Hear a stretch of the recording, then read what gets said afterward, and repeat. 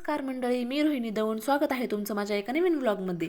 तर हा होता दिवस सुट्टीचा. तर सुट्टीच्या दिवशी तुम्हाला तर माहीतच आहे की खूप सारे कामं असतात आणि माझे पण तसेच खूप सारे कामं असतात. असं नसतं की सुट्टी आहे म्हणून मी घरी आहे. पिलो कवर वगैरे काढून ठेवले आणि दुसरे पिलो कवर लावायलासाठी घेतले. बेडशीट पण अंथरून घेतलं आणि ते सर्व भिजण्यासाठी नेऊन टाकलं.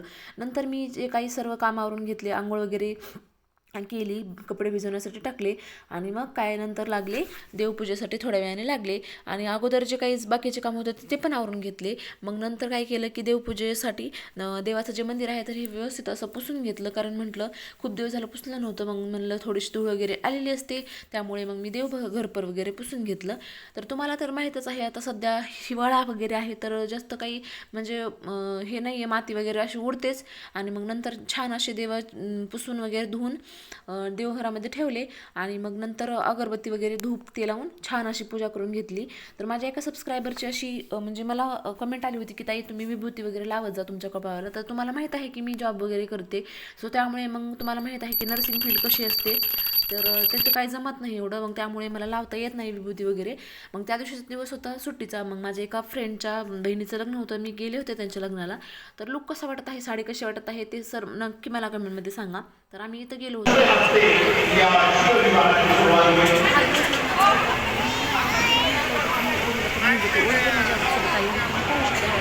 कशी हाय करते सारखंच. तर बघू शकता खूप छान असा मंडप वगैरे टाकलेला होता आणि सर्व काही छान अशी तयारी केलेली होती लग्नाच्या तिथे पण. आणि माझ्या साईडच्या जे ताई आहे त्यांच्यासोबत मी लग्नाला गेले होते. तर खूप छान असं लग्नाची पण तयारी केली होती आणि जेवणाची पण तशीच तयारी केली होती. तर मी कशी दिसत आहे ते पण मला नक्की कमेंटमध्ये सांगा. तर मी छान अशी साडी घेतली होती, थोडासा पफ वगैरे पाडला होता आणि केस जे आहे तर थोडंसं मागे क्लच लावून टाकलेलं होतं. कसं असतं ना की थोडंसं म्हणजे फिरायला वगैरे गेलं किंवा लग्नाला वगैरे गेलं ना तर तेवढाच मूड चांगला होतो. तर बाकीच्यांचे पण व्हिडिओ करून घेतले. ह्या ताईंचा मुलगा आहे हा छोटा, त्याला पण घेऊन गेलो होतो आम्ही. त्यांचा मोठा मुलगा नव्हता आला, कारण त्याचं थोडंसं तब्येत खराब होती त्यामुळे. मग नंतर परत मग सोमवारी कॉलेजमध्ये गेले. तर माझ्या ह्या स्टुडंट आहेत, ह्या मस्त अशी पेंटिंग करत होत्या. तर खूप छान पेंटिंग करतात सगळ्याच मुली. तर छोटं हे बाळ आहे जे की म्हणजे जी मदर आहे तर ती त्याला बॉटल फिडिंग करत आहे. BFH आहे हे एक म्हणजे चाइल्ड ह्याच्यातली एक म्हणजे टॉपिक आहे चाइल्ड हेल्थ नर्सिंगमधला. तर ज्या स्टुडंट आहे तर छान अशी पेंटिंग करत होत्या. तर म्हणत होत्या मॅडम आमचाही व्हिडिओ बनवा. त्यांचाही व्हिडिओ बनवला आणि तुम्हाला कसं वाटली पेंटिंग ते पण कमेंटमध्ये नक्की सांगा. आणि ह्या आहेत आमच्या मॅडम म्हणजे स्नेहा मॅडम. तर खूप छान अभ्यास करत होत्या. मला म्हणतात नका व्हिडिओ काढू मॅडम, मी अभ्यास करत आहे. तरी पण मी तिथला त्यांचा व्हिडिओ काढून घेतला. आणि माझ्या हे स्टुडंट तर एवढं छान आहेत की पोज करत असतात जेव्हा ना तेव्हा, त्यांचाही व्हिडिओ काढून घेतला. आणि कसं आहे ना की आपण जर स्टुडंटसोबत तेवढं छान राहिलं तर ते पण छान राहतात.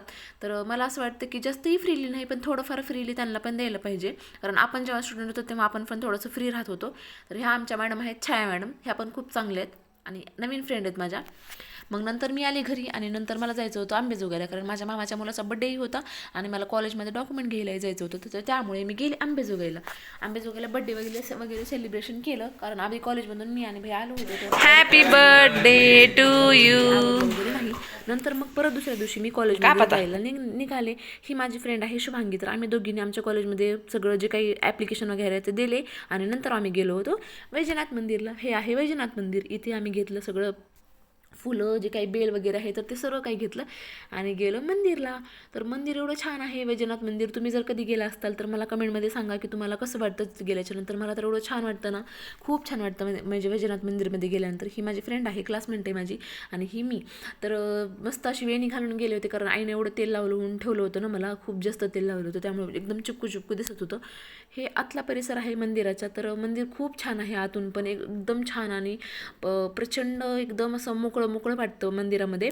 तर तुम्ही सर्वजण कधी गेलात का नाही तर ते मला कमेंटमध्ये नक्की सांगा. आणि मंदिरामध्ये एवढं प्रसन्नता वाटते की म्हणजे सारखं यावं वाटतं. तर जे फेब्रुवारी महिना आहे म्हणजे काय असतं तेव्हा ती मोठी एकादशी काहीतरी असते, त्यावेळेस तर खूप छान वाटतं. महादेवाची पिंडीचा पण व्हिडिओ घेतला आणि मध्ये पण जे काही मेन पिंड आहे मधली वैजनाथ देवाची, तर तिचा पण मी छोटासा व्हिडिओ घेतला, पण तिथं परमिशन नाही आहे तरी पण हे काका नको म्हणत होते.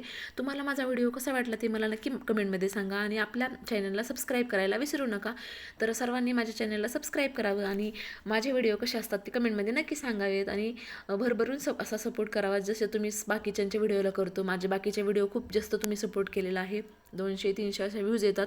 तर ह्याही व्हिडिओला तुम्ही तेवढाच व्ह्यूज आणायला पाहिजेत. धन्यवाद, बाय, पुन्हा भेटूयात, बाय, काळजी घ्या.